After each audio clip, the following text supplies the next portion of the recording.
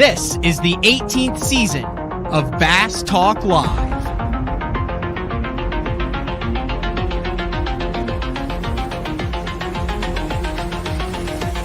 With your host, Matt Pangrac.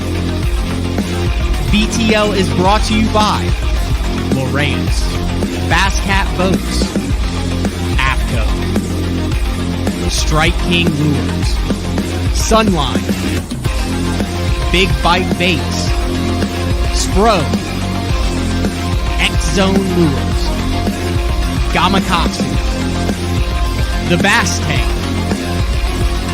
Denali Rods, and Pro Guide Batteries.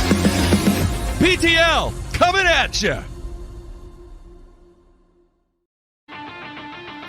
Good morning, and welcome to another exciting edition of BTL Bass Talk Live, where we are going to talk about bass fishing. It is Wednesday, May 18th, halfway through the month of May.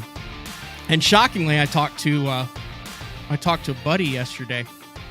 His name's Robert DeGraffenreid. I call him Bob because no one else calls him Bob, and I think it kind of ticks him off, but I'm pretty much the only one who can get away with calling him Bob. But I talked to Bob, and he's like, dude, I caught fish on the bed this past weekend, which is hard to believe still in Oklahoma in the middle of May that we have fish on the bed, but we do.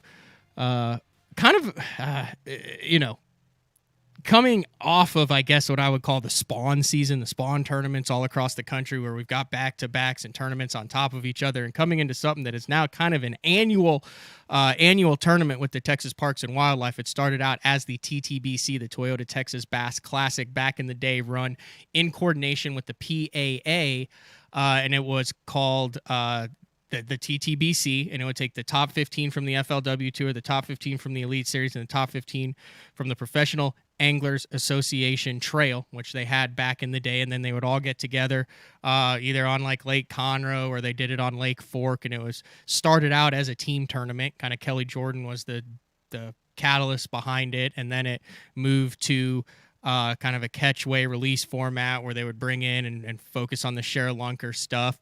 And then Bass kind of took it over, kind of calls it Bass Fest now. And this is, I believe, the fourth year that they've had it on Fork. So they wrapped up practice. Tournament starts tomorrow on Lake Fork for Toyota Texas Fest on the Elite Series. Lake is really low. We've seen what the BPT guys did earlier this year with all those big stumps and trees that are normally underwater, out of the water, how important live scope played there. But some of the guys are saying it's kind of stingy with the Elite Series kicking off tomorrow on Lake Fork. Other guys like Jason Christie posted that look when you know it's going to take over 100 pounds to win. So it'll be very interesting to see how that one goes down. This is one of the events that I kind of circle on my calendar to make sure that I watch some of the live coverage, some of the live footage, because with temperatures in the 80s, you're going to see a lot of cool stuff play there. I think you're going to see the heavy metal, you're going to see the big plugs, you're going to see the frogs, the shallow stuff play in this kind of post-spawn event. So a really exciting Elite Series event to kind of kick off the second half of their season. And today we're going to talk about fishing, but we're going to talk a little bit more about some off the water stuff. This is a show that has been months in the making. And I know I talked about how I needed to get Matt Stefan on the show. Had him on. He's a recurring guest now. You guys had great feedback with Matt. One of the, I think it's fair to say he's an eclectic angler. I think that's the right word to describe him. You know, he worked in, at the like Chicago Board of Change. I think he's either in like milk or cheese, making sure everything was above board with milk and cheese. It's not a joke. If you go back listen to that show, that was awesome. And then during that show, a couple months ago when we had Matt on, and like I said, we didn't even get into the Yeti and the Bigfoot stuff or any of the stories because we ended up talking about fishing, and then we talked about some of his videos. He was like, yeah, I started working with a meditation coach and blah, blah, blah, and how much it helped. And I was like, whoa. And that kind of struck a chord because I've always been interested in that. I would say the most famous psychologist or meditation is Jeff Crete, who back in the day was like, I'm total nutcase, and I went and I've got hypnotized and I saw my psychologist and all that. But Matt kind of mentioned, hey, I saw this meditation coach who's familiar with fishing, really got me in the right mindset, and I've kind of taken off since then a number of years ago. And I was like, dude, can we get this meditation coach on? He's like, yeah, I'll text her. And then one thing comes to another, and now we've got Katie Gruber, who's backstage here along with Matt Stefan. So we're going to take our first break, and when we come back, it's going to be all about the mental game, the mental aspect. Lord knows I need it. I think we all need it on the water, and Katie's going to talk about some of the meditation side. Matt's going to talk about how it helped him, kind of the program, this whole mindset side. I love these shows. I've done a couple of them over the past couple weeks where I have no idea where they're going to go, but they always go somewhere cool. So it's BTL on a Wednesday. We'll be back with meditation coach and yoga expert Katie Gruber, along with MLF Pro Matt Stefan. It's BTL on a Wednesday. We'll be back after this.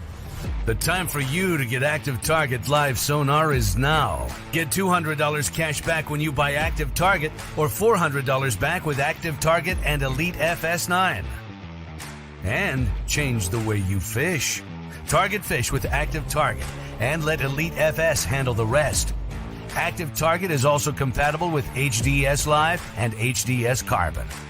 Active Target by Lowrance.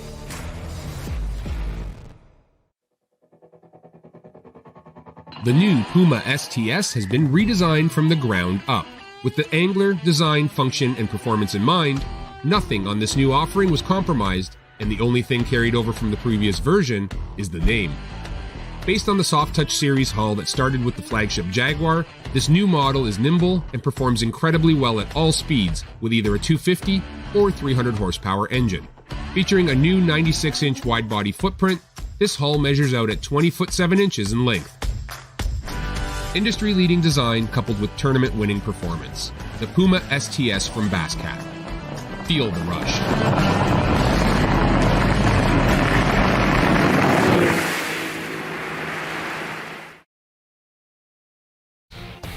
Welcome back, BTL on a Wednesday, talking a little bit about the mental game. Let's bring Matt Stefan back in. Isn't that what you did? You made sure that there's nothing sketchy going on in the milk and cheese trade for a number of years? Yeah, that was just previous interview. That was just one of the markets I covered, but I was a financial investigator for the Chicago Board of Trade. And then we merged with the Chicago Mercantile Exchange and like New York Mercantile Exchange. But I covered everything from it was futures and options markets. So the equity markets, which were like the equities, treasuries, and then everything all the way down to the dairy markets where you're talking like your cheese and milk market. Way above my head. I tried to simplify it way too much, but you did. It sounded cool. good. You did cool stuff. I didn't want to make it like sound down, but I mean, you had like a big league job, man. Yeah, like I got sued to the every point. day, going into the office, investigating. I mean. Yeah, shirt and tie going in. It got to the point where I was taking the federal witness stand as the primary witness in some of the cases, sending people to prison. And that, when it got to that point, it was a little bit more stressful than I wanted to partake in. But I had a whole staff of people that were working under me, and it was a great job. It was a truly a great job. I felt like I was making a difference, but I got that fishing bug that a lot of us have. And I left it all to pursue a career in this stupid sport. And I've been a happy camper. I feel like Katie might have some issues with how you referred to your occupation now. I mean, I'll get yelled at probably once or twice during this. But I brought up what you did because, and you guys need to go back and listen. You just Google Matt Stefan BTL, kind of get your whole backstory. But I wanted to bring that up because if I remember correctly from the previous interview, you said, along with your wife and family, you said you kind of took a leap, and it got to the point where you're like, hey, I can go do this fishing thing full time. And then as a result of that, you were like, hey, there's something still missing. If I'm going to do this, I need to jump in full and be serious with it. And that's how you got hooked up with a meditation coach or a mental coach to try to build that aspect of your game. That's where Katie comes into play. And then, like I said, truncated version, 30 seconds of what you said last time, that leads us to this interview. You've had really good success ever since then, and still feel like some of those concepts and training drills that she instilled into you are impacting positively your results on the water. Fair 30-second breakdown. Yeah, absolutely. The biggest thing for me, I fished a lot of local tournaments during the first couple of years. Well, before I was fishing professional level stuff, and then the first couple of years of of fishing professional level tournaments, I still was fishing like 20 local events a year. And the biggest issue that I was having from a mental standpoint was when I rolled into a local tournament, and I don't want to sound arrogant, but when I rolled into a local tournament, I felt like I was there to take people's money. I had this kind of killer instinct. Savage. I mean, again, I don't want to sound arrogant, but that's just how it was.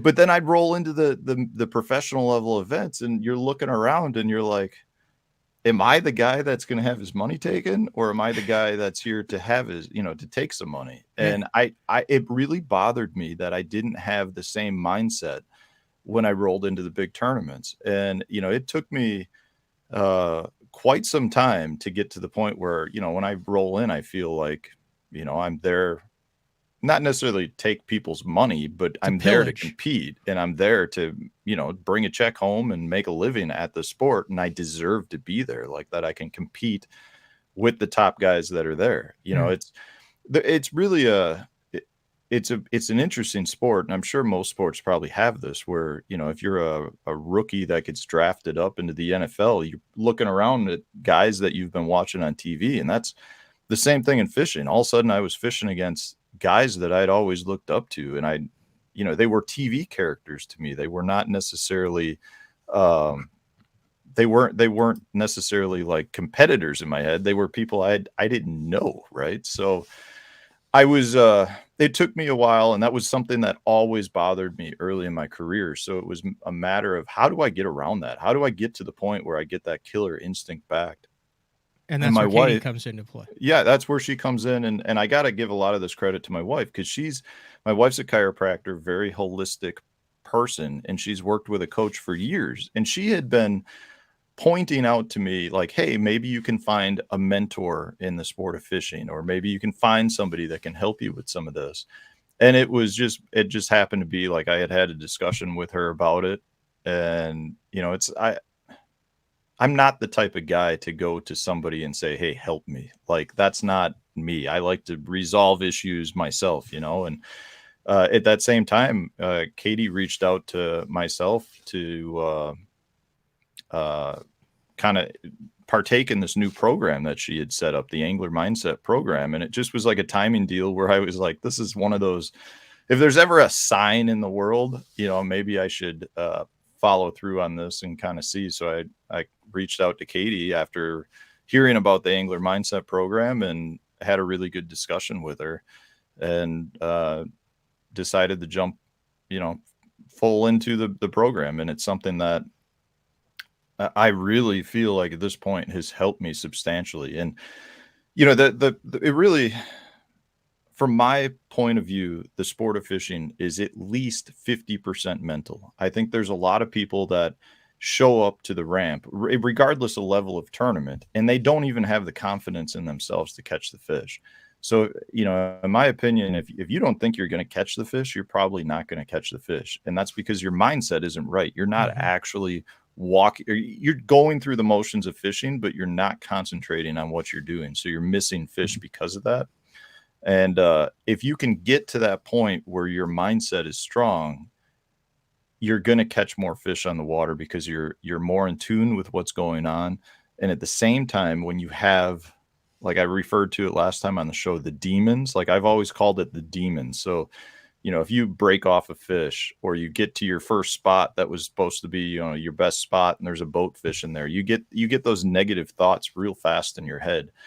So for me, a lot of it is, how do I push the demons back and get back to the point where I kind of forget about that and get back to the point of concentrating on fishing. And that's something that I really think this course really helped me with. Awesome. Well, let's bring Katie in. There she is. What's up, Katie? Hi. How are you? Hi. Great. How are you guys? Fantastic. Thank you very much. I said this is kind of a circuitous route to get here, but from everything Matt said, like I think the way he talks about, I think a lot of people can relate to it. He's telling that story about if you think you don't catch him. I remember I was at the last Open, and I'm putting in the final day of practice next to someone that I don't even know, and I said, "Well, what do you think?" Just being friendly like that. He goes, "Don't ask me, I suck." And I literally was like, "Oh." And he's like, yeah, man. He's like, I don't even know what I'm doing out here. Don't ask me. I'm a horrible gauge. I'm not going to catch anything. That's literally what the conversation went. And I just said, good luck, and launched my boat. Launched my boat. But I was like, you know, if there's 230 in the tournament, well, there's only 229 that I have to worry about after that. So thank you for jumping on BTL. And before we kind of get into discussion, I want to get your story of how you ended up working with bass fishermen as a meditation coach, because that interests me. It is. Well, I think Matt phrased it in a very good way on when I listened to his first podcast. I come from a fishing family. My husband and father-in-law, we have a lot of friends who are really big in fishing bass tournaments. And meanwhile, I'm not a big fisherman, so don't kick me off the show yet. But no, you're good.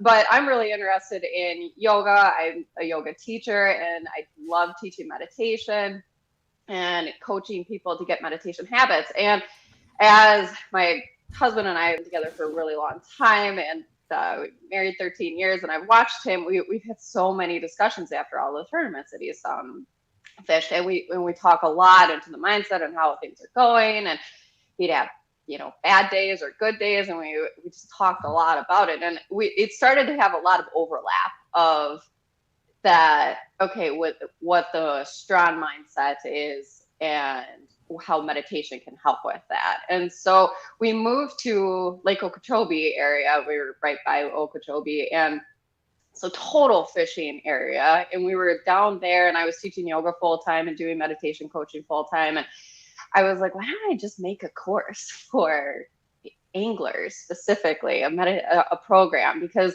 it just seems like it would be such a great fit, because it's such, I mean, those tournaments you guys go out on, it's 8 hours, and it's like intense, and you have the pre-fishing. I mean, that's an intense mental time. Every minute, every second, there's like decisions being made after another, and it just seemed like it was a good fit for that. Meditation could really help strengthen some of those those times. And so I made the course basically using my coaching training, NLP, and my meditation background, and made the course, and then started reaching out to pro anglers, reached out to Matt, and kind of went from there.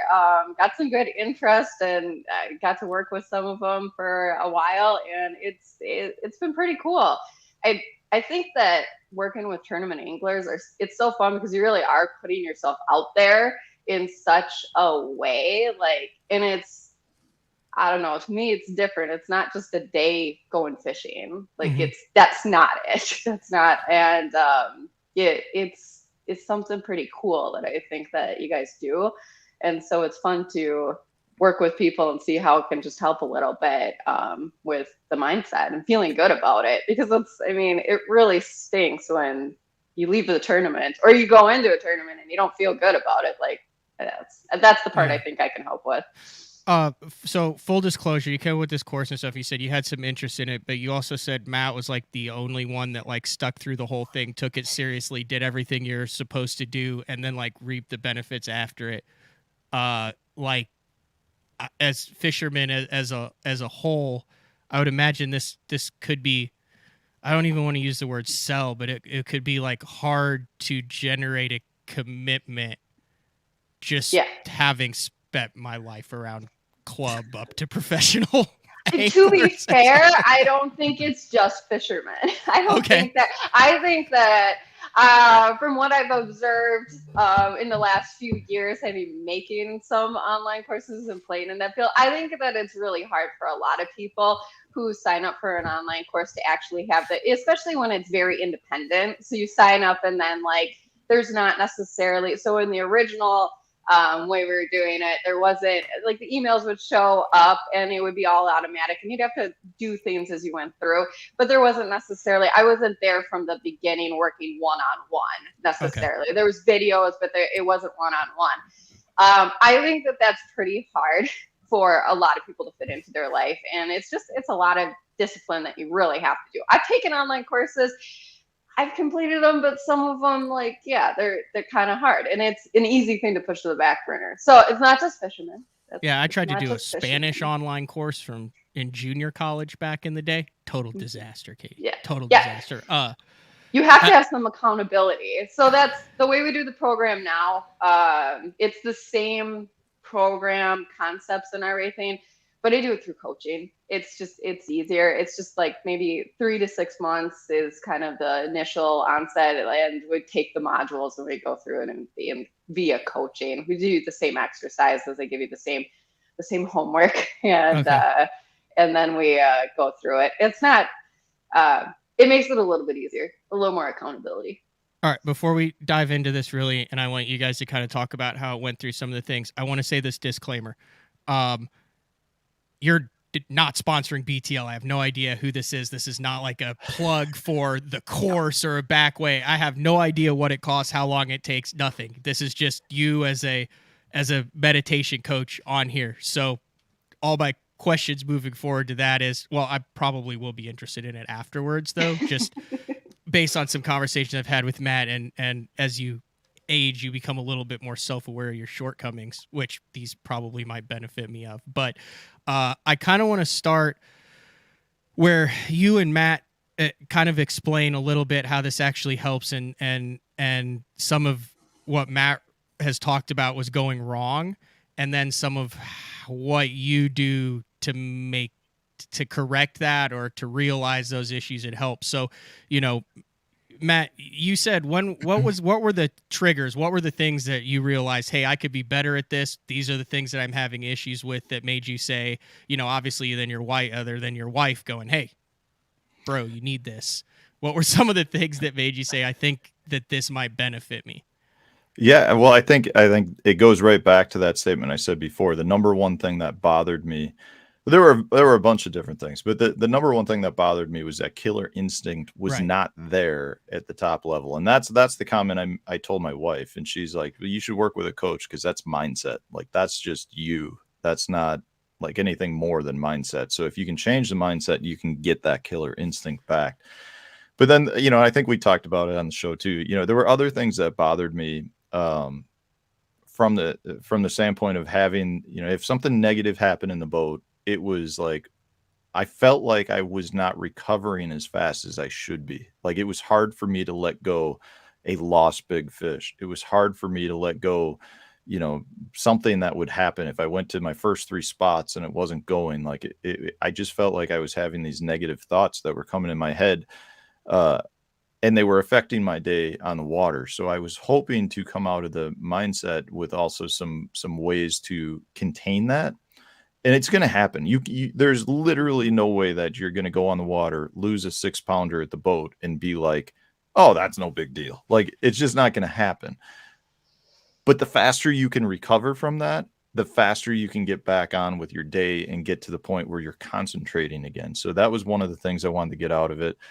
And then at the same time, I just felt like,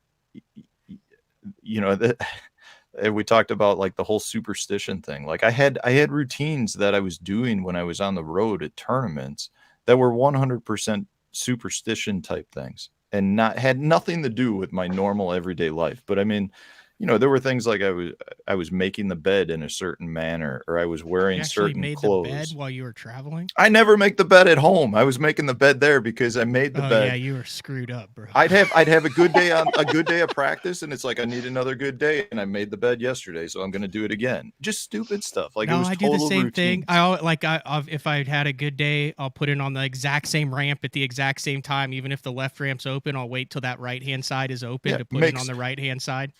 Matt, I understand 1,000% what you're saying, and we're both nuts for it because it makes literally no sense at all. No, it has but I mean, if it's zero something impact on our day. Yeah, but if it's going to bother you during the day, then why would you not try to alleviate that mental anguish of being like, damn, I put it on the wrong freaking ramp. I knew I shouldn't have put it at the wrong ramp. I probably would have landed that fish if I put it at the right ramp. But that's part of it. Like, the part that was getting me is I would think about it when that act was happening. Like, oh, I got up out of bed. Before I leave, I got to make the bed. But the reality is I never would even think about it again until the next morning. And it was like, it's not even something that's coming up in my head, but I have these stupid routines. Like in my truck, I keep a file folder. So all the receipts I get, I put in the folder. And it was like, for some reason, at one point, I thought to myself, I do better when I put the receipts in that file folder in nice, a nice clean order versus like a crinkled receipt. Stupid stuff like that. And I just felt like if I can get to a point where that stuff's not bothering me, then like I'm in a much better mindset. Like that will help me. Okay, so we've tackled some things there. Well, we've tackled. I'm going to sound like a crazy man. No, that's fine. Listen, Matt, I'm the same way. I think a lot of people are, whether they admit it or not.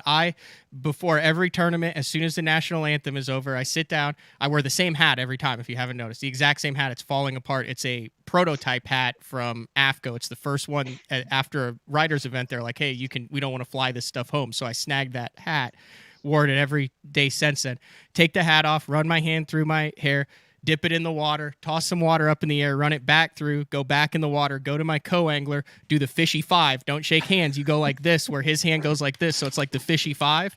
Then go back in the water, hair, hat down, deep breath, good to go. I mean, it's the exact same every single day of competition. And I don't even think about it. My co-anglers start the morning off going, well, I got a weirdo. But so like I said, I say that to say I think everyone has these superstitions, but let's let Katie tackle some of these things before we get way too deep off the deep end. So just tell them superstitions. Yeah. So I wanted to start where you talked about, and Katie, I think one of the biggest things that anglers struggle with is and I wrote some notes down, recovering from negativity. Mm-hmm. A negative event happens, whether Matt said someone's on your starting spot, you lose a big fish, the line at the ramp was backed up and some guy jackknifed his trailer, so you couldn't get in. Recovering from negativity. Yeah. So start coaching us. What are some of the ways that you can cope with recovering from negativity? So that is where the meditation comes into. And so meditation is really all about, and I'm going to use something that is really familiar to bass fishermen. Meditation is all about catch and release. So you're catching the thought and you're trying to release it as soon as possible. So it's that catch and release. But it's a trick to catch our thoughts, because instead of just like continuing on the thought, how often do we think, oh, wow, like that thought's not helpful to me. That thought is like not, I'm just like down a rabbit hole. No, usually we get down the rabbit hole of all the negative things that have just happened. So it really starts in those negative moments. There's things you can do right then, and we can talk about them. But the biggest thing that is going to help is the preparation before the tournament, and the preparation way before the tournament by learning to meditate. And the meditation doesn't have to be that crazy. It doesn't have to be super long. I coach that you start with like 1 minute a day, 2 minutes a day, 3 minutes a day. I think Matt used to really like the 3-minute one a day. And it just starts to help train your brain to notice when a thought comes in and then release it. Because everybody, when they start to meditate, they're like, I suck at it. Like they try it for like 20 seconds. You're like, okay, empty your mind of all thoughts. I don't even say that because it's useless, because nobody empties their mind of all thoughts. I've met some people who have pretty empty minds. But if you tell them to empty their mind of all thoughts, chances are you start thinking, don't think of pink elephants. What are you thinking of? Elephants. Yes, exactly. You're going to be like, what am I going to eat for lunch? That breakfast was really great. Or, so thoughts enter in right away. And that's where the people like stop a lot. And they're like, wow, I really suck at this. And the point is, no, you don't suck at it. Congratulations. You have a human mind. Nobody really was trained on how to deal with all of these thoughts that come in and out. And the reason why that's useful in the tournament when those things happen is because when those things happen, which are unavoidable, the thoughts are popping up, and it's the quicker that you can release them instead of just continuing them that is going to get you back to the strong mindset. it's going to get you back in the game. And it's training your brain to just be a little more observation to your thoughts and be like, okay, that thought happened, that this happened, let's release that and go. So that is where the meditation, which I'm not, again, a lot of the research is done on like 20-minute meditations, you know, and people think of like sitting for an hour. That's not very practical for a lot of busy people. It's really not. And you can get a lot of benefits from shorter meditations that are frequently done, that you can pair with like everyday habits. And so that is where I really strongly think that is where the meditation really helps. In the moment though, we can, even if you haven't been meditating, there's some things that you can do to bring yourself back. There's counting, breath meditations, just like using breath work to come back into the moment. So counting your breaths and making yourself inhale and exhale and just focusing on that. That is a small type of meditation that can bring you back, and just counting to 10, doing that. I think we've all heard this advice, but like actually doing it in those moments, it's again catching ourselves and then catch and release. I like catch that and release. Yeah, catch and release. Catch those those not useful, the noise, and then trying to release that as quickly as possible. Okay. Yeah, it's all about that recognition, man. Like the sooner you can recognize, like after taking the course, some of the things that I recognized was like how I felt my blood pressure moving up. Yeah. Something bad may not have even happened other than you've had time decay, right? Like you may have fished an hour and you haven't had a bite. So all of a sudden you just start feeling that pressure of, man, I don't have a fish and I'm 2 hours into the tournament.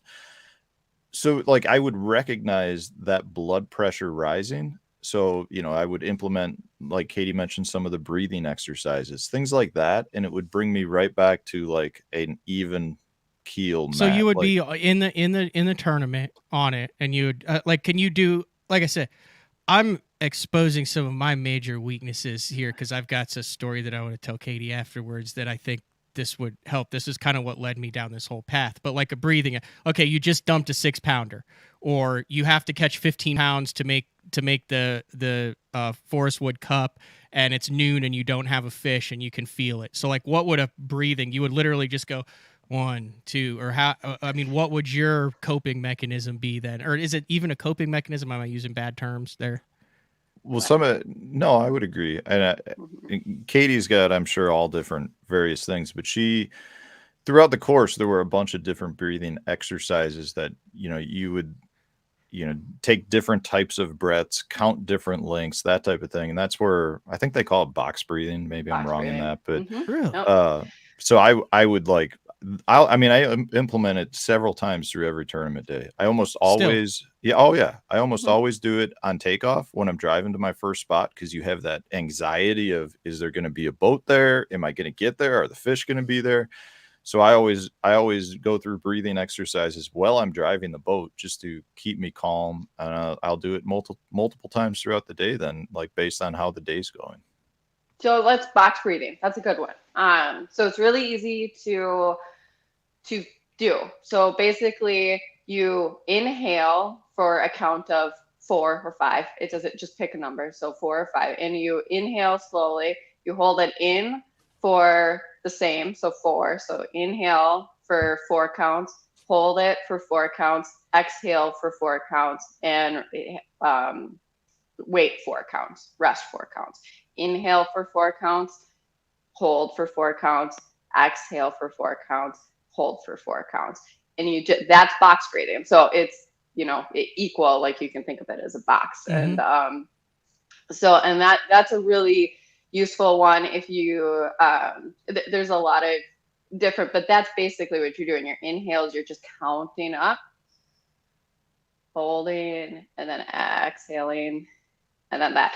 And it can be really useful for your brain to just, it kind of gives your brain something else to do, to concentrate on, instead of whatever is upsetting you. That's a little bit of why it helps with the brain, because your brain wants to have a job, and sometimes it thinks that, you know, our thoughts, like we're really in the moment, that's what it's doing. And you got to get yourself out of that somehow. So you got to give your brain a different job. So the counting gives that, and then kind of gives you a chance to decompress.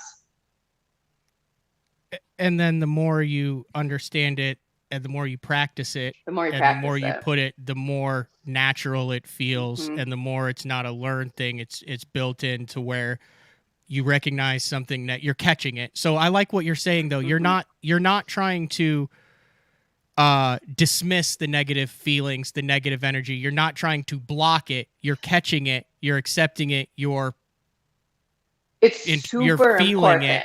Yeah, it's super important when you just said to not try and block it or resist it or pretend it didn't happen, or, you know, put a positive spin on it, you know, positivity, woohoo. Yeah, no, like it's super important that you don't try and make it be anything that it didn't, because that resistance just prolongs it out of like just trying to like forget. It's that catching it and trying to just let it go and release it. And letting it go is such like a loaded term because it sounds so easy. It's like, oh, just let it go. Mm-hmm. Well, no, sometimes it's like an active thing that you have to do.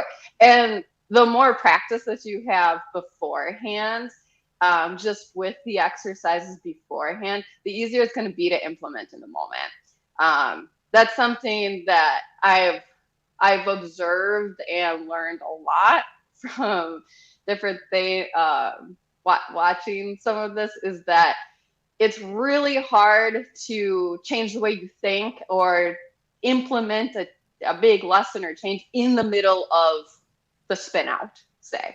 It's really hard to introduce and be like, and do it right then. That is going to be the lesson, that the area where you can concentrate on for the next one. But if you don't, it's really hard. So what you're saying is like, okay, there's a fire in your house, but it's just at the stove. This helps you go, hey, I should probably put that fire out at the stove, as opposed to ignoring that fire until half the house is burned down and then going, damn, we got a house fire here. So you're still saying that fire's there, but you're managing it early on. The course, the recognition, your self-awareness is allowing you to internalize it, deal with it, and then move on. It sounds like everything you're saying, we're relating it to fishing, but like letting go. Hey, I mean, like this is what you work with in your everyday life, like very few percentages fishing. You're talking about like relationships, people who wronged other people, stuff in jobs, everything. It's the same concepts, it's just applied to what's happening to anglers on the water as opposed to what's happening in everyday life. Is that a fair assessment? Absolutely. It's just, and it's a little bit more specific to things that you could do in the boat, you know, that you can things that you could do in the boat, maybe with an angler on the back or something, and that hopefully you can quickly do. I mean, that's why a lot of the shorter meditations are helpful, because like, you don't want to be out there spending, you know, like 20 minutes sitting down like that. That's not going to help you. So then Matt mentioned at the beginning too, he said he struggled with the killer instinct, with rolling up to the ramp at local tournaments and going, everyone's in trouble. And then rolling up at a pro circuit event and going, man, am I the shark here, or am I the bait fish? And I think that's something, I think everyone's lying, or you are just a complete eccentric egotist if you don't have a little bit of doubt going into something that's new with people that have more experience of it than you. I think that's a natural human emotion. So how do you deal with the killer instinct, the confidence level, and then how does that relate to performance as well? So in the third part of the program, we talk about win now. And so that's a lot of where we talk about visualization and building the confidence. There's also a limitless module that I had that I have still, that really starts to target those limiting beliefs, because that when you roll up, like I always loved it when Matt described how we'd roll up to a local tournament versus like the fake ones. I thought that was the coolest thing, and I still do. In the morning when everyone's in line. I think that's really cool. And it's really cool that to want to take that and apply it to a different place. And so I think we all have those areas where we're really confident in. And then, so we know that feeling. So it's like, well, just how do we get that feeling to the next thing? And so looking at where we have like limiting beliefs and really zeroing in on what they are, and then seeing why they're just false, and really going through that process really is where that starts to build.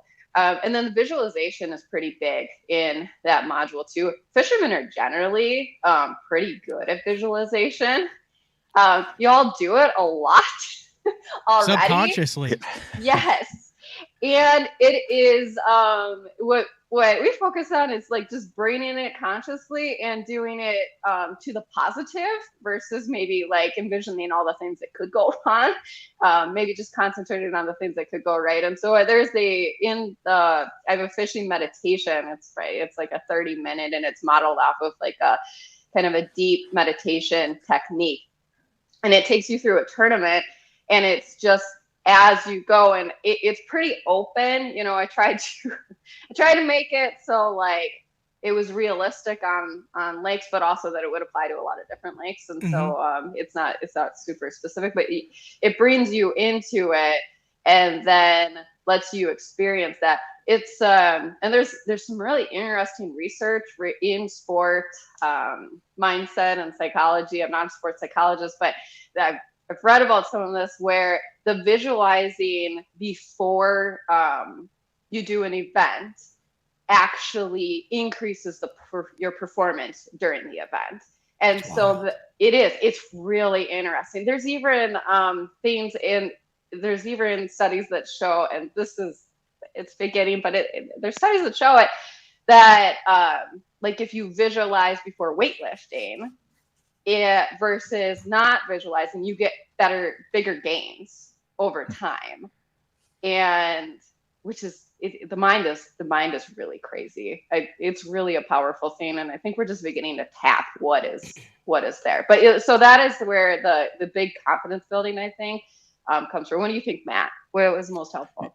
Yeah, no, I think everything you said is huge. The visualization, like you mentioned, I don't know a tournament angler that does not visualize himself catching a big fish or whatever. I mean, everyone always talks about it. You're sitting at work and you're thinking about the fishing tournament and you're visualizing what you're doing while you're out there. So we all think about it, but I think it's a super valuable process because of the fact it makes you believe in yourself and as to what you're doing. So for me, the visualization was something I was doing, but I wasn't recognizing that I was visualizing and that I could actually have an impact on what I was doing. You know, a lot of the stuff that we did too was more about like pointing out these strong attributes that I had and that brought value to either myself or, you know, that I could use in the fishing industry to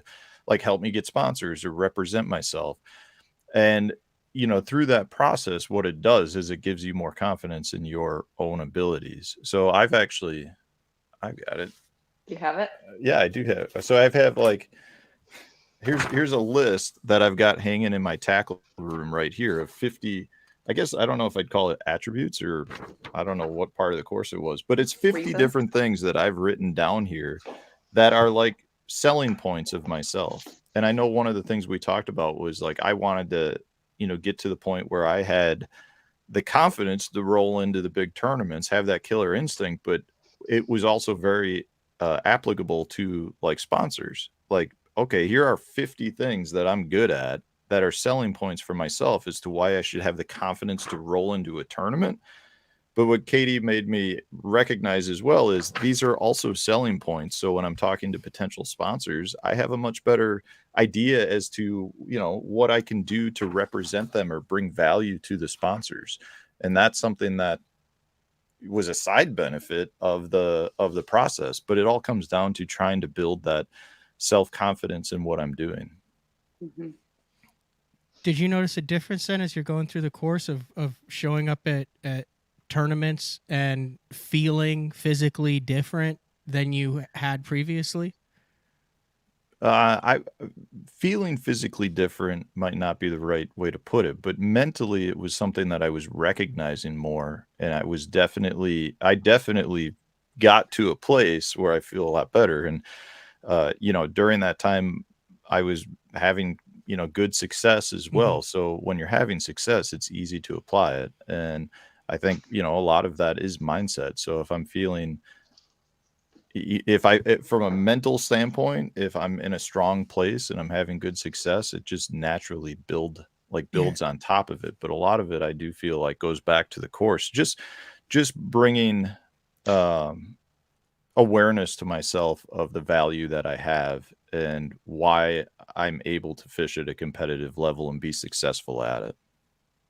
This is BTL on Wednesday. We're talking with meditation coach Katie Gruber, professional angler Matt Stefan. We're going to take a break, but when I come back, I want to ask Katie something that I know people have thought about, and it is kind of a question left on the side.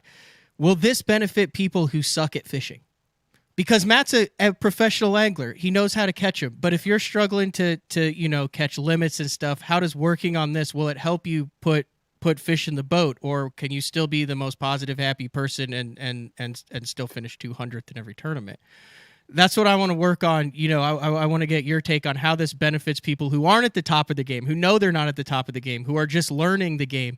Can you implement this in so that the whole process becomes easier and it becomes part of your game as you progress through the Bass Nation and the Opens up to the Elite Series? So mull on that one.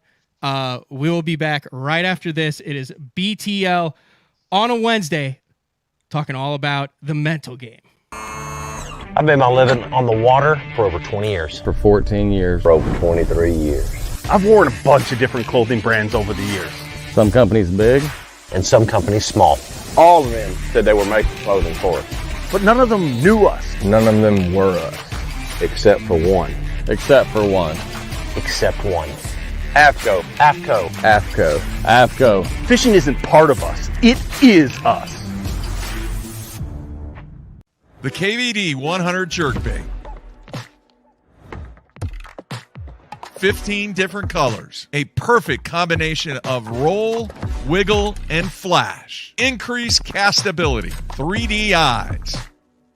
Premium black nickel hooks. KVD. Tie one on. Striking lures. Are you looking to install your own fishing electronics? Well, the Bass Tank is here to help you. The solution is the Bass Tank Power Harness. It takes the guesswork out of installation. No more voltage issues or interference. Designed by an engineer so that you can get professional results right there in your own garage. Installation done right with the help of the Bass Tank Power Harness. You can feel confident knowing that your installation was done right. The Bass Tank Power Harness. Give us a call or order yours today at thebasstank.com. Elite Series Pro Daryl Gleason here. My Pro Guide batteries keep me going on those long tournament days and long practice days. Always plenty of juice, never fail. The best part about Pro Guide batteries, it's the people behind the company. They have over 40 years experience in the battery business, keeping all of us fishermen out on the water longer, catching more fish. Check them out at ProGuideBatteries.com. What's up, Bass Talk Live fans? Brandon Polnick here. And ever since I won a couple Bassmaster Elite Series events on X-Zone Lures, I've been getting a bunch of questions of what makes them so special and different. And really, the truth is, it's in the details. The little details, things like no cheap fillers in their plastic. That gives you more lifelike action, more realistic and vibrant colors. But don't just take my word for it. Go to www.xzonelures.com and check them out for yourself. Welcome back, BTL on a Wednesday, talking with meditation coach Katie Gruber and one of the professional anglers that she helped with her course, Matt Stefan, who, if you look at your stats since then, you said, what years did you start this in, Matt? I'm going to say it was probably 2018, 17 into 18, somewhere in 17 there. Into 18. Like, I mean, the years before that, 81st, 88th, 78th, 34th, and then starting in 18, 27th, 41, 11th, 30th. That's pretty good consistent. I mean, you've always been a consistent angler. That's kind of what led to my question beforehand was, how does this course benefit you if you're not a top level angler. I mean, Matt's top 1% in the world. There's a couple hundred guys that do what he does for a living. What about a guy like me? What about a guy like our listeners who are fishing team tournaments or BFLs on the weekend? Like, how does this apply to those people too? Oh, yeah, okay. I don't know if Matt was going to take it. Well, like Matt said, at the beginning, if fishing tournaments is 50% mindset and you're not working on your mindset at all, you're working on everything else but that, I mean, it's going to increase it there. I genuinely think that people who are putting themselves out there, in tournaments, they're bringing in a lot of information. They may be reading a lot about the lakes, they're pre-fishing, they're listening to a lot of podcasts and YouTubes and really digging into reading all the magazines, digging into all of this thing. And so all of that is inputs in. And then they're going out and all of that is right there. And if you're not managing your mindset, that's all a lot of like noise. And you might have a plan, but it's going to be really hard sometimes to implement or adapt your plan if your mindset isn't very strong. I know of, I just heard a story this last weekend. We were talking with somebody who was fishing a tournament, and his partner on the stern, he always insists on going to the spot where he caught the big fish before, and he will not leave until he catches a fish, preferably that big fish that he had before.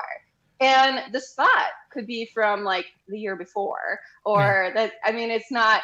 And so they're basically wasting 4 hours of a tournament or 6 hours on one spot where they're not catching anything. And so they're just donating their money to the tournament basically because they are not adapting. And that's a mindset thing. That's not skill. That's not being able to let go of an idea in the moment and adapt and move on to something else. And so that is where the mindset comes into it. I do not know any fishing tips. I don't know any great techniques, but I bet that everybody who is fishing tournaments, they do. Like, there's a reason why you like to fish tournaments. Because you've had success with just a general fishing day before. You've went out and you enjoy fishing for some reason. There's a reason. So where you are good at that. And I think that sometimes you can be really good at fishing and then maybe not as great at fishing tournaments and maybe the difference there is mindset.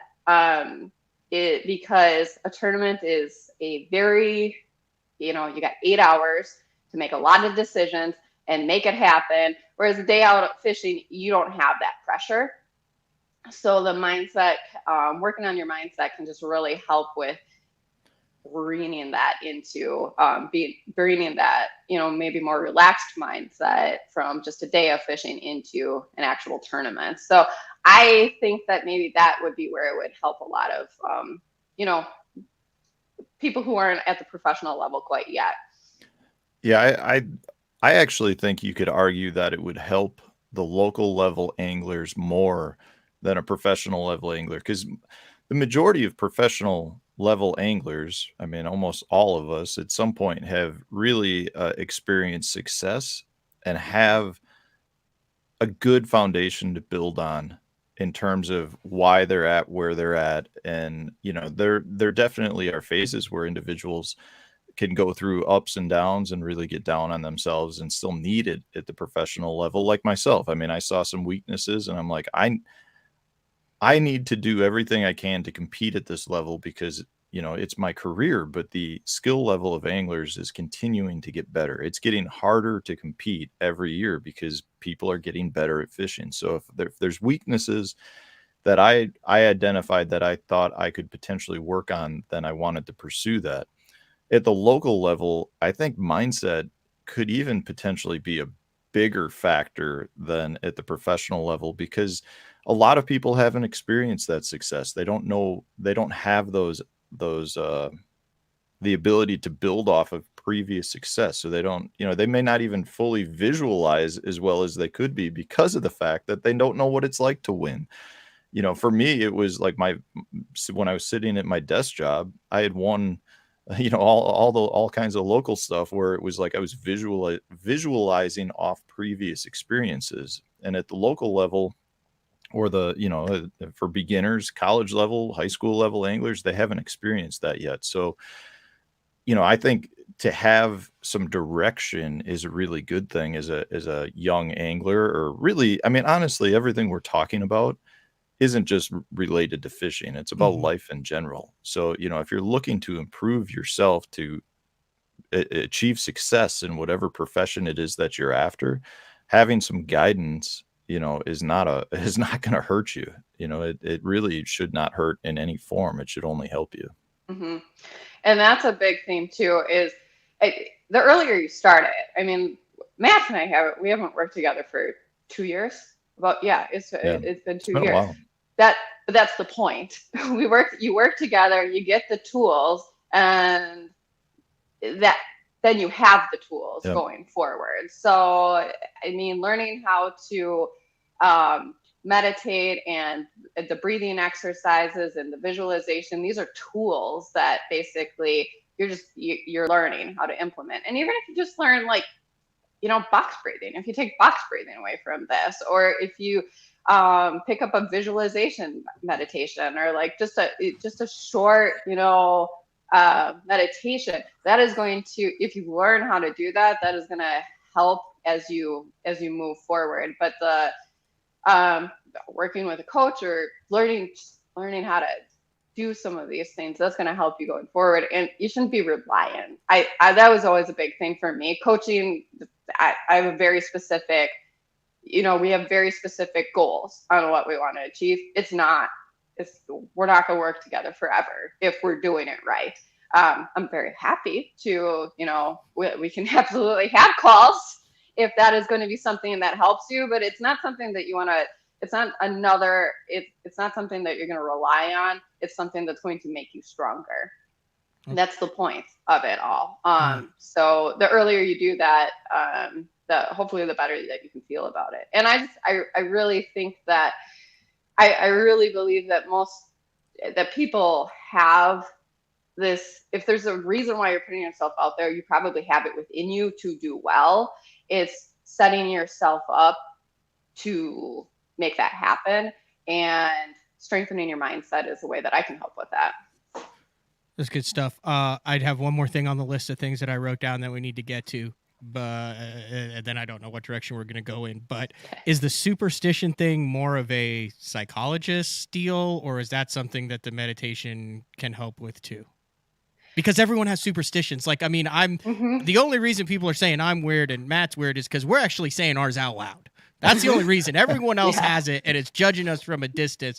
But I don't know a bass fisherman who doesn't have weird. I mean, Rojas keeps a duck in the back of his boat. Mm-hmm. I mean, it's plastic. It's not a real duck. Yes, but the don't catch a fish on a first cast. It's a problem if it's a real duck. Yeah, don't catch a fish on the first cast. How many times you see a guy rocket one out in the middle of the lake and burn it back in? Don't have the net out until you catch one. Don't pull cull tags on your fish until it's time to. I mean, dude, everyone has these things. Mm-hmm. Are they good? Are they bad? Can you have superstitions? What's the deal with superstitions, and when do they start impacting your performance? When they start impacting their performance, it bothered Matt, and so he worked on them. I mean, I think that if it's noise, yes. If it is preventing you, or if it's causing, harm, anxiety, or if it's getting intense anxiety or anything like that, then that's probably as a psychologist would probably be able to help a little bit more with that. I mean, honestly, if it is, we don't want to discount professionals of that variety. But I think that there's a lot of area where they're maybe a little more casual.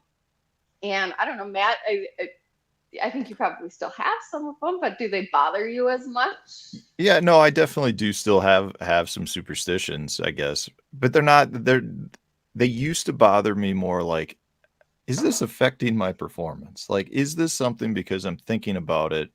Is that changing what I'm doing, or is it affecting my fishing? And after taking the course, what I've recognized more is it's just me being dumb and me like not, for whatever reason, I implement these things when I'm on the road. But I mean, I will say there are several things that I don't really do anymore. I mean,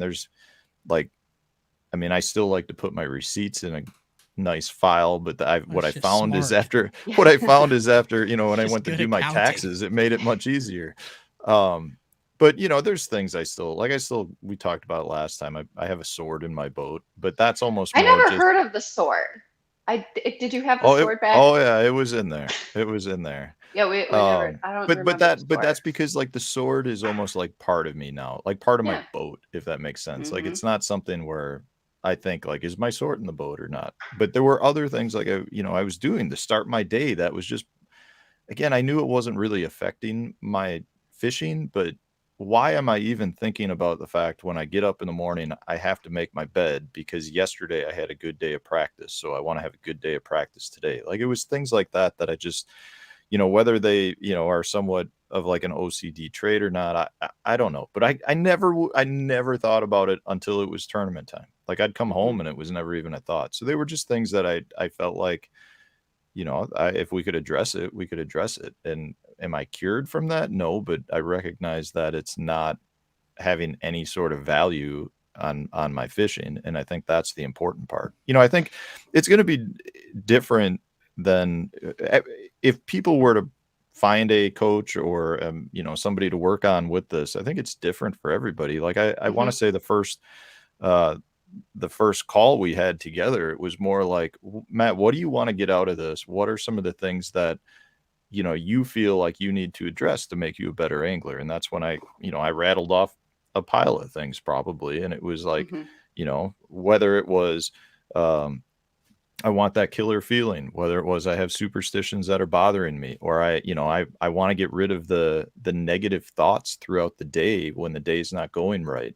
And that turned into, I feel like I got really good resolve for all of those issues and things out of it. Like, like that list I was showing you, that's helped me obtain and keep sponsors based on knowing what value I can bring. So there was a really good benefit to it. Anytime you're trying to grow yourself and understand even who you are as an individual and what value you have is just going to benefit you at some point in the future if you know how to use it and apply it. And that's a lot of what I think, Katie helped me with, was just recognizing a lot of things and then being able to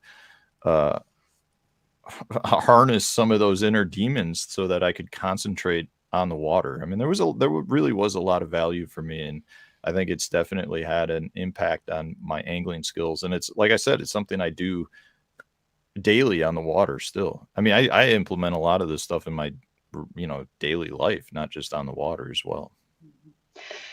And just going back to like the superstitions really are just things we have done that we are giving meaning to. And so like you've assigned the meaning to it. It's not really from anywhere else that meaning has come. And so we talk about through the program intentionally choosing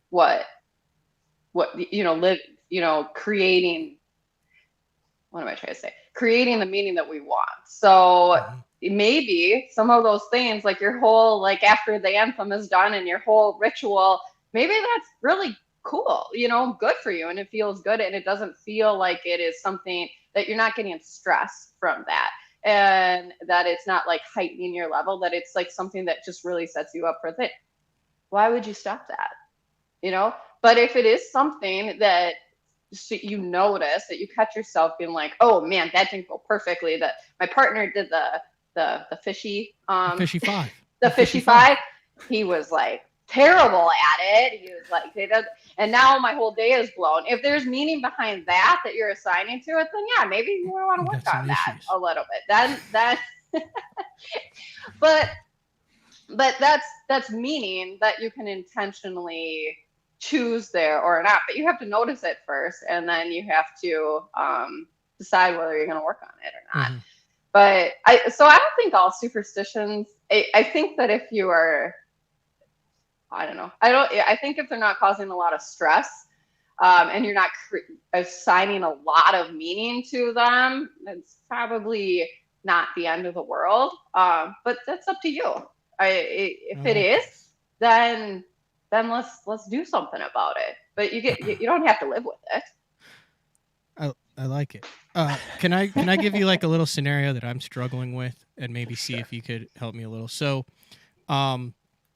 I've noticed in certain tournaments, and I don't know if this is because I have an understanding of the fishery or because something is different with my mental mindset. I'm not sure why, but like I'll use a couple of tournaments for example. Thousand Islands, I've got like nothing in the. I had a really good day one. Day two, I've got like nothing in the box, but I don't freak out. I'm like, it'll happen. Just stay calm and roll with it. Catch a 6-6 on my last cast. Nice. Lake Norman, then the next tournament, I catch 30 keepers and they're all 14 inches. I don't have a co-angler, and I'm like, you know what? I just keep rolling with it. It'll happen. I'll be fine. I've got 30 minutes left. I still only have 9 pounds. I catch 2 3.5 pounders. And I'm like not even excited because I like knew it would happen.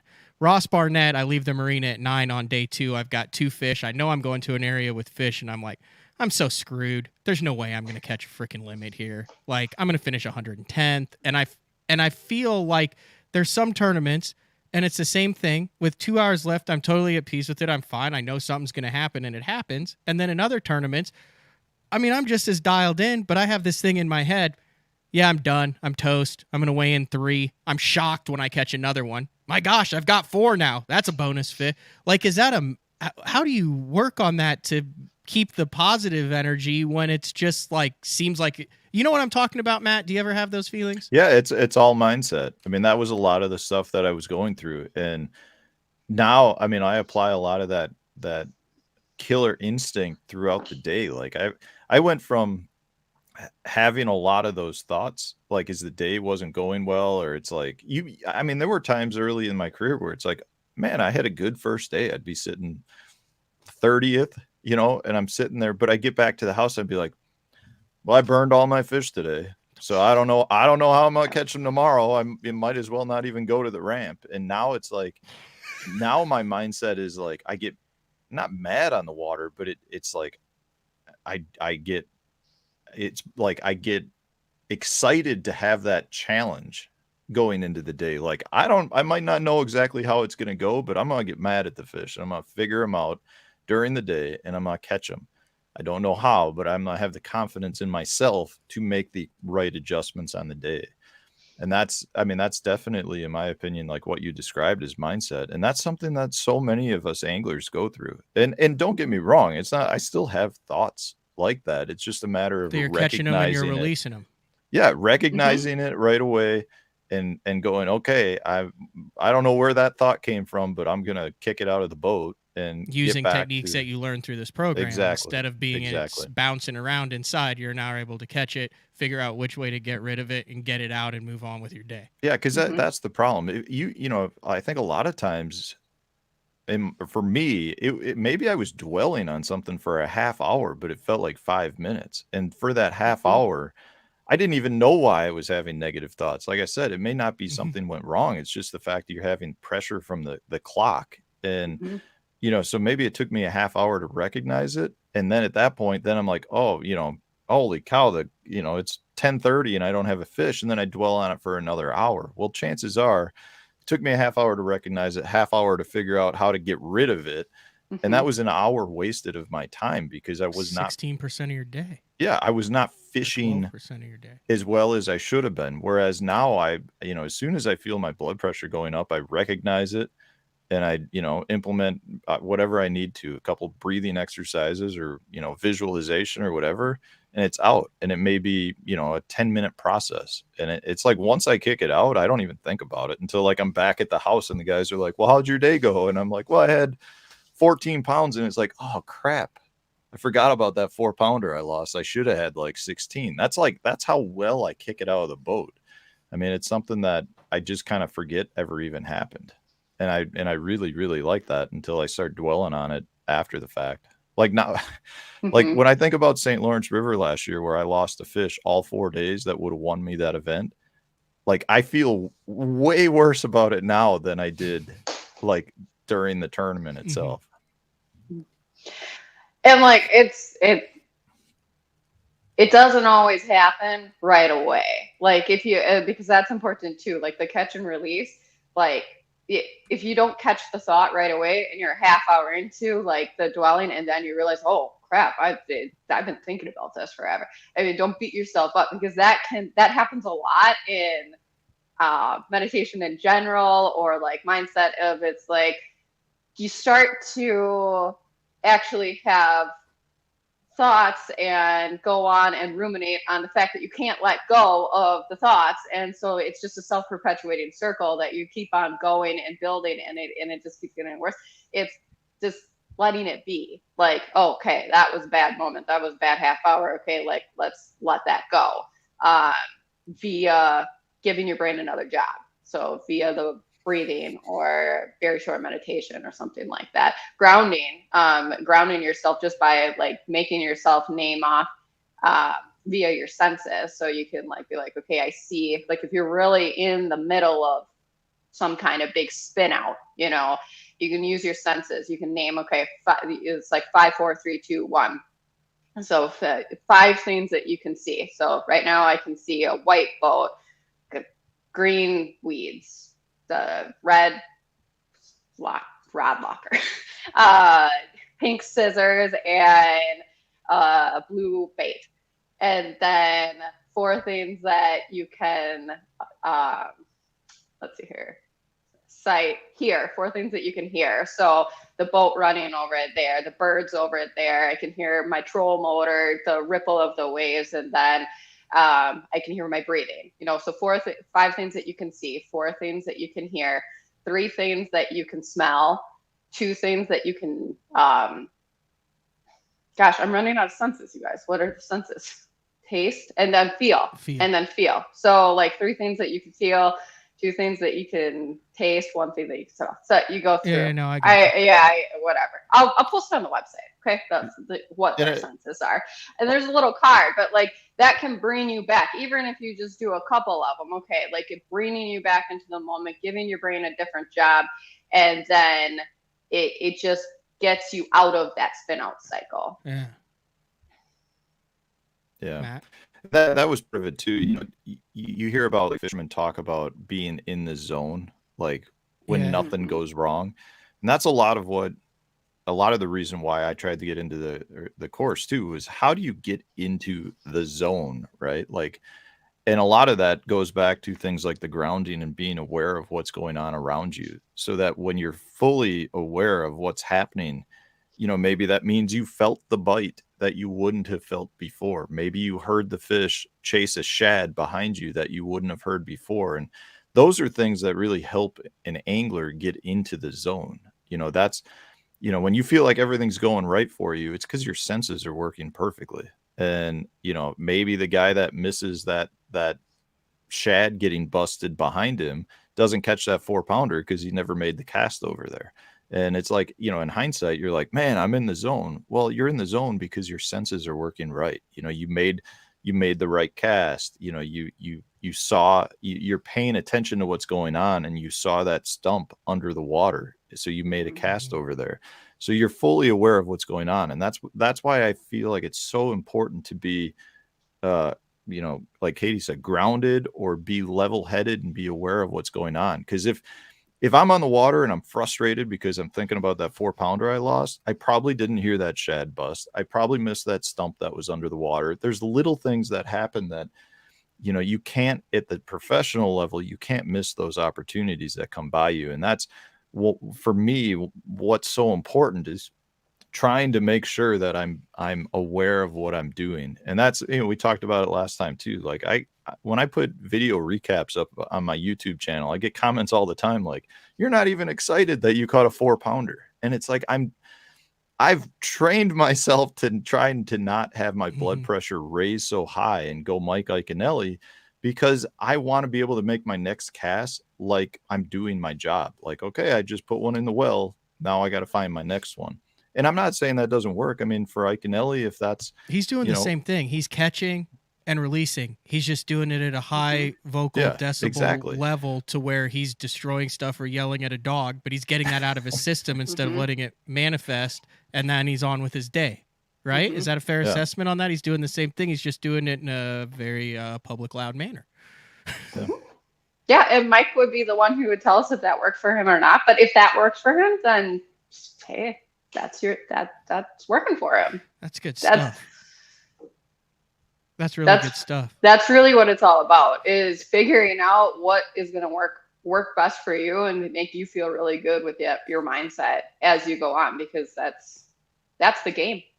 It's all about, Matt. It's all about capturing that mindset. Did you not say you reach a level where you're like, what makes me get out of that zone? And like, I've been in it, obviously not to the level of like a Rick Clunner, a Kevin Van Dam, or even a you, but like in the opens and that type of stuff. Like, I know when I'm in it, like if my co-angler hangs up a bait, it doesn't bother me to go back. And literally I'll remember consciously thinking, maybe there's a reason he hung that bait up and there's something that I missed there, so I need to be flipping while I go back to get his bait, and it doesn't bug me. If I'm out of the zone, I'm like, that's forecast. I can't freaking believe it. That's the last time I'm going back to get that guy's stuff. Or he's going to have to break it off after that. Or if I get hung up on a stump, I'm like, I can't believe I'm hung up on a stump. I'm spinning around all ticked off. Otherwise, I'm like, if I'm in the zone, I'm like, all right, this is something telling me I maybe need to slow down and make 6 or 7 pitches here, and then I'll ease my way off of the stump. It's just weird how it is all mental, Katie, how the same things can be perceived completely differently depending on your mental state.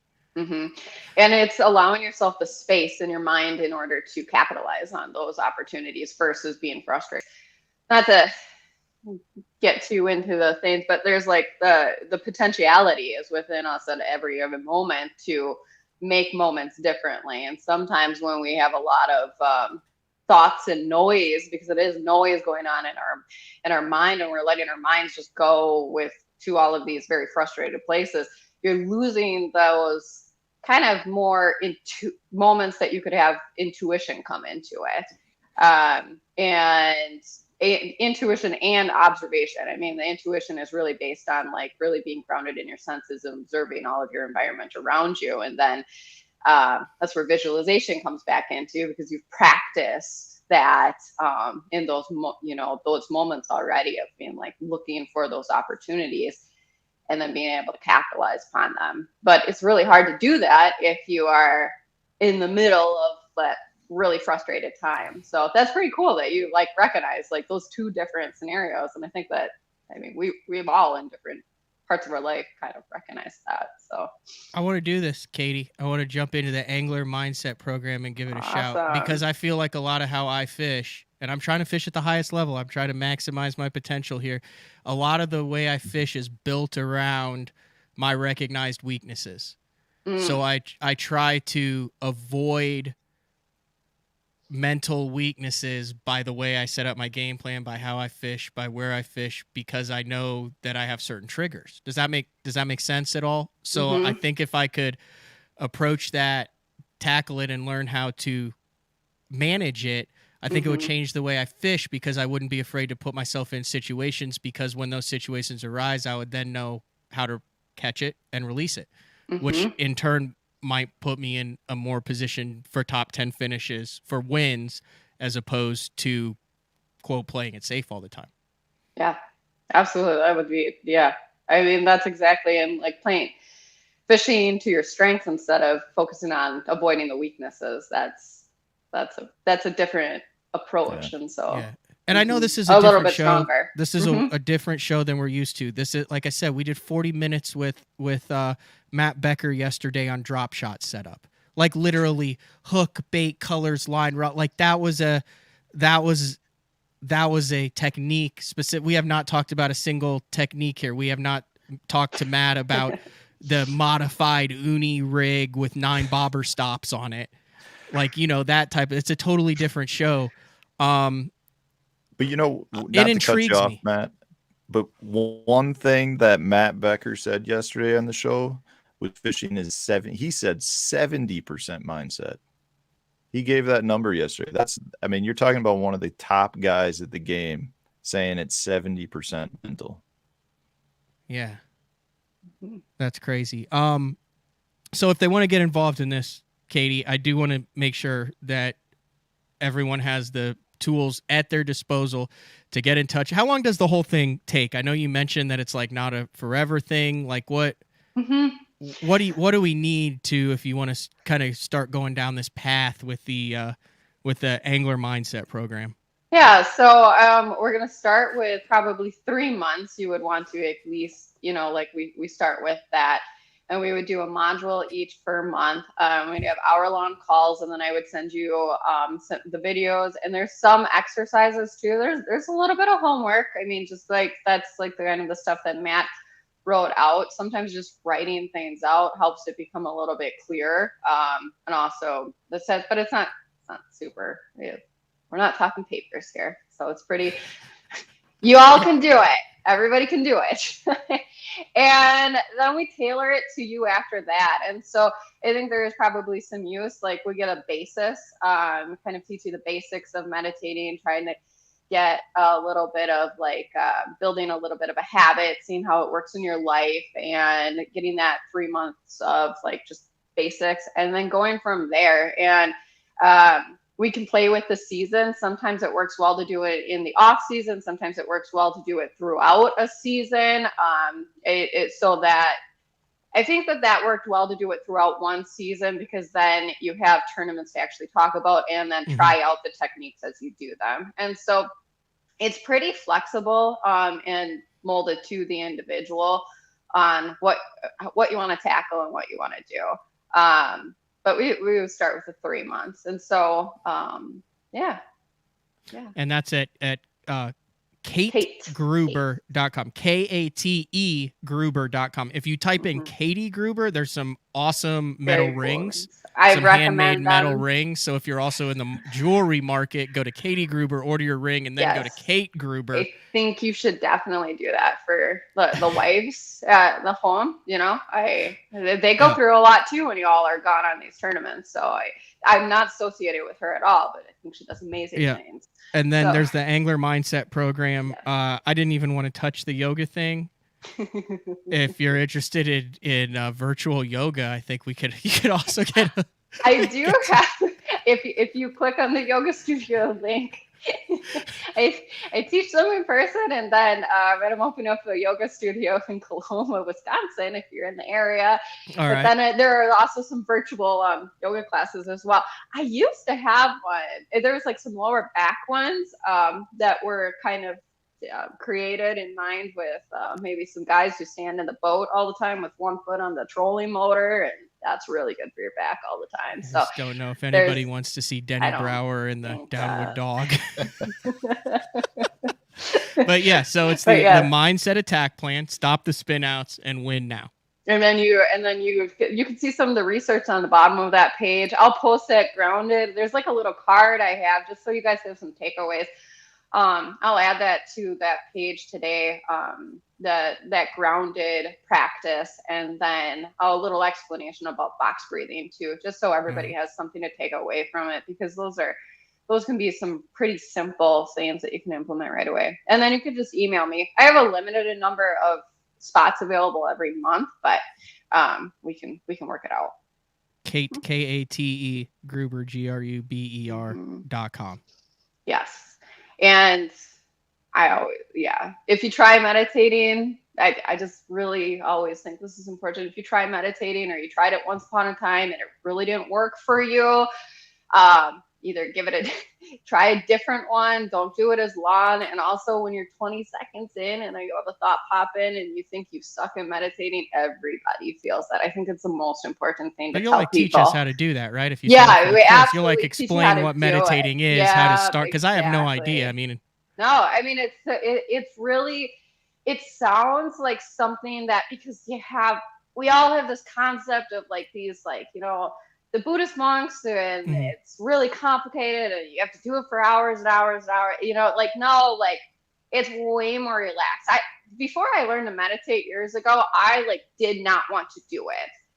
It wasn't something that I was interested in. I thought, oh yeah, I've got like that's not something I need to do.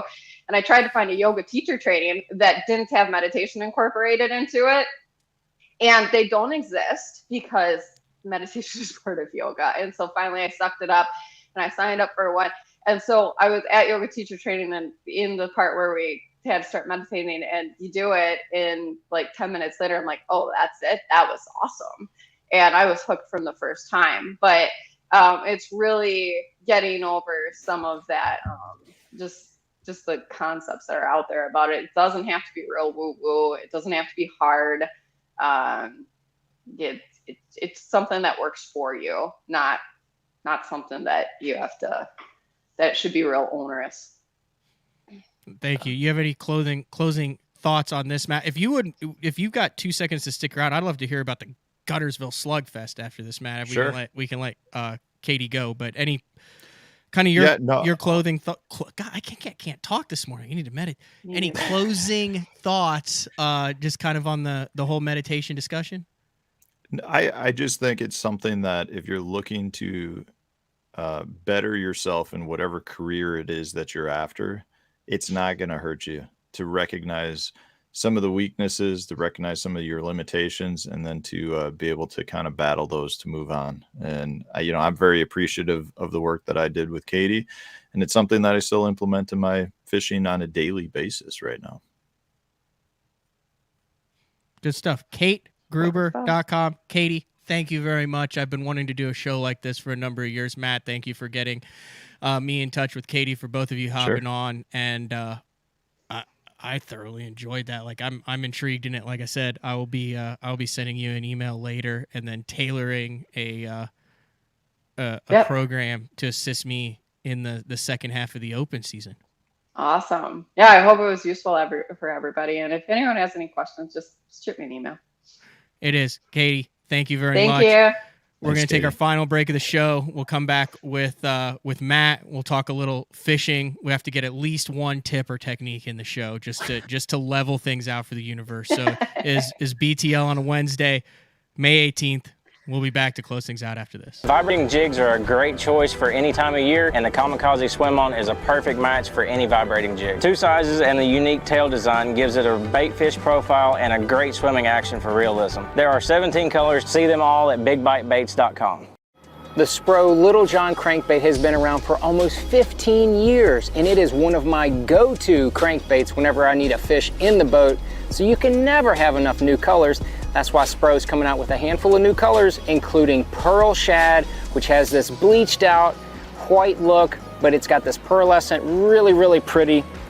We've got Copper Shad, which looks amazing in the water. It's got that purple flake on the back, really, really pops in the water. And then if you want some real pop, we've got Sparkle Shad, nothing but sparkles all over this thing. And then last but not least, we've got the matte Sexy Shad, just a really different looking color for a crankbait. So you want to give them a little different look, that matte Sexy Shad is definitely the one to go with. All these colors are available in the original Little John and the MD.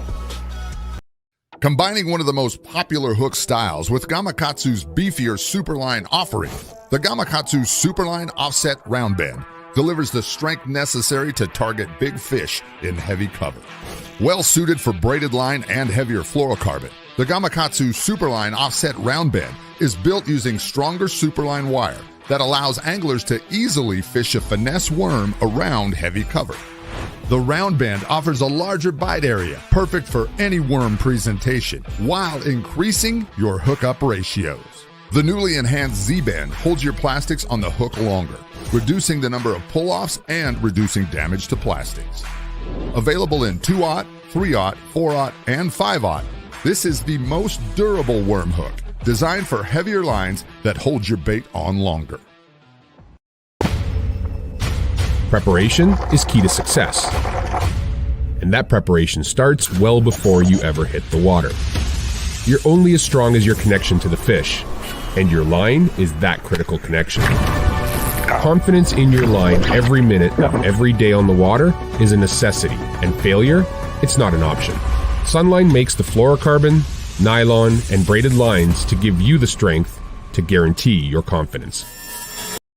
The new Android series is the peak of the Denali lineup and offers the ultimate Denali experience. The Android series features 36-ton multi-directional graphite combined with interlock blank technology for added strength. Each rod is outfitted with Royal titanium guides that will not fail. The blank is fitted into an easy-touch, soft-feel EVA foam grip with exposed blank reel seat. This all allows the Android to transmit every movement of your bait and even the most subtle bites. The Android series is the finest rod Denali has ever made and offers an angler the ultimate fishing experience with a limited lifetime warranty. See the full lineup of Android rods at denalirods.com. Welcome back. BTL on a Wednesday. Thanks for setting that up. That was awesome. I thought that went really well, didn't you? I mean, I thought it was definitely interesting. I'm sure there's some anglers that are like, I don't need that. But the reality is I think everybody could use a little bit of meditation or, just development, mindset development. Name me a top angler in the world right now who does not think that the mental game and the mindset is a critical aspect of their success. I'll wait. Yeah, I mean, I at this point, I think anytime you look at the anglers that are just on fire, they are so focused from a mental standpoint that like you could cut their boat in half and they'll still figure out how to catch fish. Like that's how strong they are mentally. I mean, you look back throughout the entire, bass fishing history, and I don't know that you'll ever find an angler that wasn't mentally tough when they did well. I mean, I had a deal back in 2019 and it was like the strongest mentally I've ever been. I finished third in the Costa Series Championship. Yep. I had a shift actuator go out with 45 minutes left. I only caught 4 on the final day. A freak storm came through. Then my girlfriend flew in to Nashville, drove me to a Bass Nation tournament that I had to top 10 to make the state team. I had no batteries. My trolling motor batteries went dead at 11 because at 9, 5 miles from the ramp, I slung an ear, and I had a older lady with me, and I looked at her and I said, man, just keep throwing challenges my way. I wonder how I'm going to catch them. And I said, I think if we idle back, I said, I'll be fine. And, I caught a limit with no trolling motor and a blade slung there. And then like, it was just crazy stuff that happened. And it was just so positive. Well, no, that was the second time I was in it. The first time I was in it, my trolling motor batteries were dead because I had gone from the Costa Championship and I power pulled down with 0 trolling motor. Trolling motor's up. And my shift actuator's broken. And I drove to my spot because I knew I'd get one start of it. My buddy came in. I said, hey, my motor's broken. You're going to have to tow me in. And stayed there for 7 hours and caught a 12-pound limit to make the state team. But I knew it was going to happen. And I knew that I was going to have a good... And I'm like, dude, how this is the greatest feeling in the world. Yeah. And you know that athletes, not just fishing, feel it too. So, I mean, there's something there. It's weird. Yeah. Like, how does a fish know that you're confident?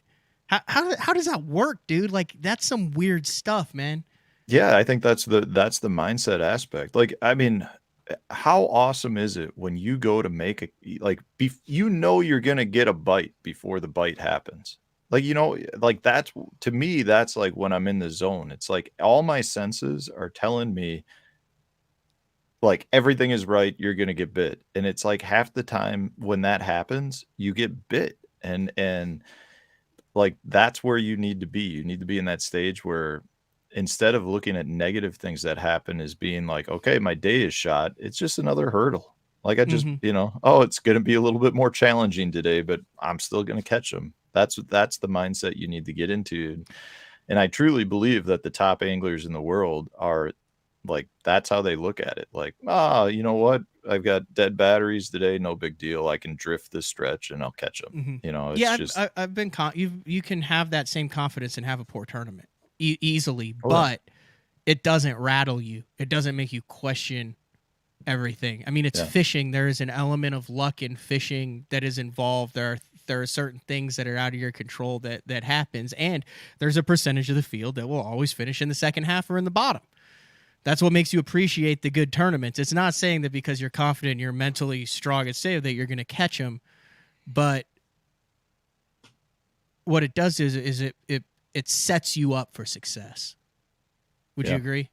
Yeah, absolutely. I mean, I truly feel like half the anglers at most tournaments are not there to win the tournament. They're there just to fish the tournament, but don't truly believe in themselves or their skills or what they found in practice. And because of that, they're most likely not going to have a good tournament.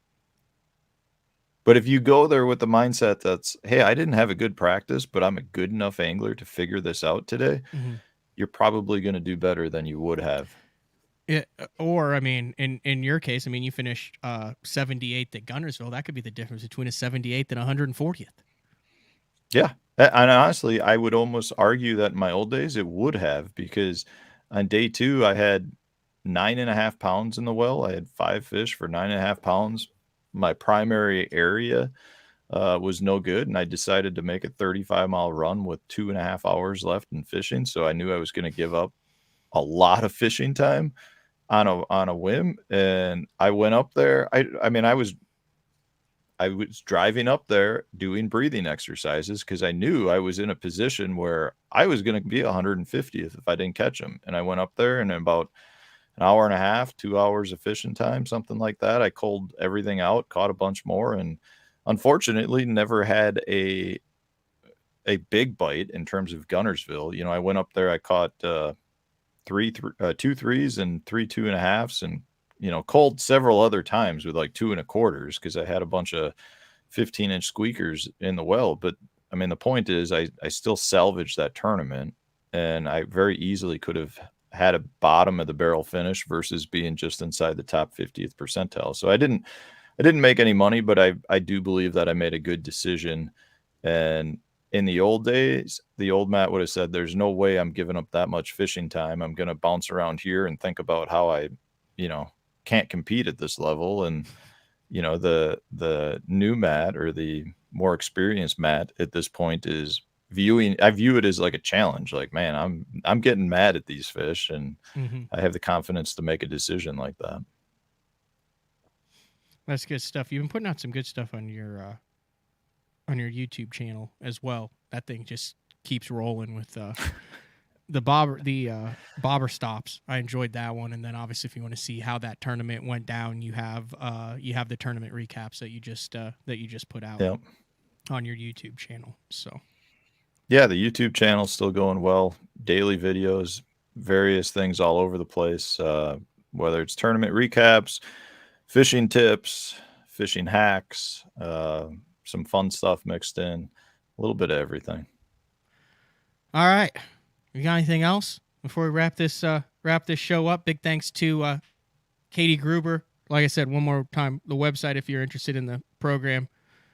Kate, dude, I didn't even mean to ask her. I didn't know if I was supposed to ask her. Do you have any idea? Like, is this like a rod and reel combo? Is it a couple tanks of gas? Is it like a boat payment? In terms of cost? Yeah. I didn't know if that was like the right thing you should add. I don't know if that. I don't recall offhand. I want to say it was a couple $100 a month. Okay. So it's not. I mean, it's an investment. Yeah, but it's like one tournament entry fee. It's not like it's necessarily going to break the bank. But and don't it seems quote, like don't it would quote help. me on that. I know, but it seems like it would help outside of fishing. Like, we're just applying it to fishing because it's what this show's about and what we do. No, you definitely can apply it to everything. I mean, it's one of those things where I recognize now, like, when things aren't going my way, whether it's off the water or on the water, and you know, I think it helps communicate with my wife and make sure we're on the same page. I mean, it's something, again, I mean, I feel like I'm a sales pitch for Katie, but I feel like it's been very helpful for me. And it was good seeing her again. I haven't talked to her in, 2.5, 3 years or so. Which is good. But, yeah. She seems like to have a good understanding too, with her husband being in the fishing game and understanding it, but then herself not fishing. So she's like understands it, but is removed from it. So that was one of my biggest concerns when I first reached out to her, was is she like, I don't want to talk to somebody if they don't understand the fishing game. Like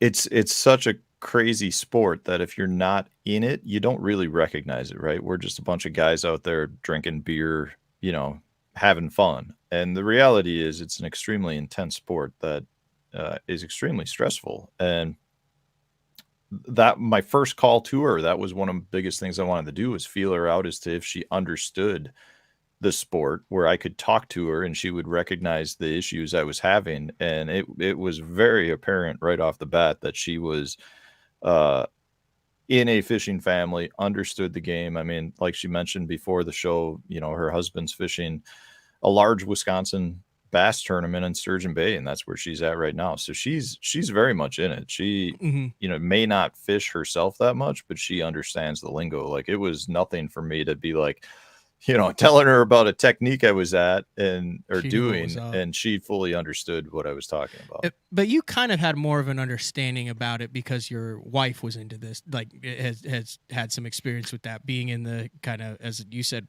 in the medical. Yeah, she's a chiropractor. But has kind of knows about the yoga and this type of stuff. Yeah, chiropractic's a very holistic approach to health.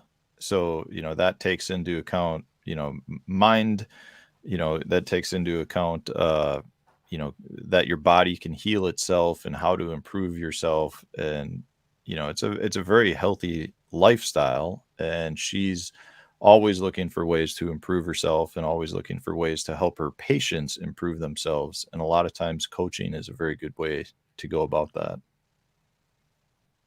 So I very much was aware of it. And like I said, on the show, it's something that's not who I am. I'm even though that's who she is, I'm very reserved when it comes to like sharing my issues with other people. I didn't mean to force that stuff out of you then. All the I mean, I probably have to get into therapy now to deal with myself on that. Now you have to go see a therapist because you talked about about your meditation coach.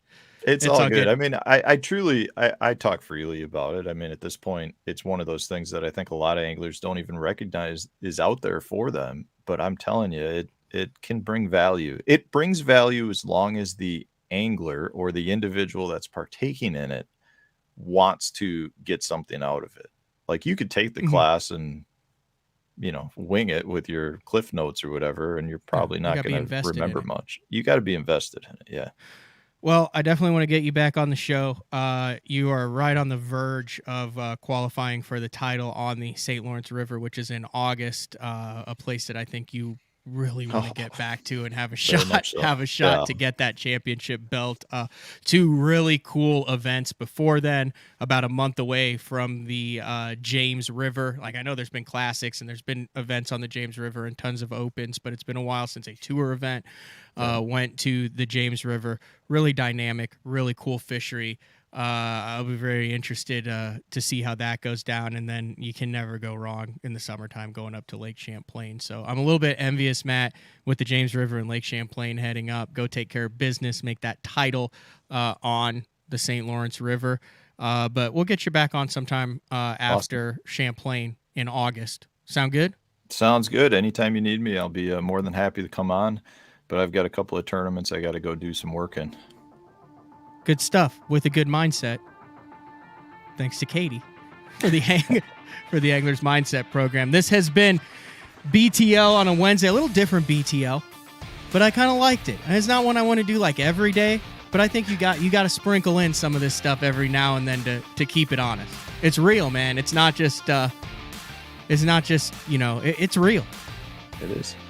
It's just as important as the uni worm and the 7 uses for bobber stops and stuff. It really is. I think it is. I think even though you have to put it in a different compartment, it's just as important as the techniques, as the rod, reels, baits, where you're fishing, how you're fishing, what goes on in your mind. So this has been BTL. Matt Stefan, Katie Gruber, thank you guys very much. We will talk to you guys tomorrow for day 4 with Uncle Frank.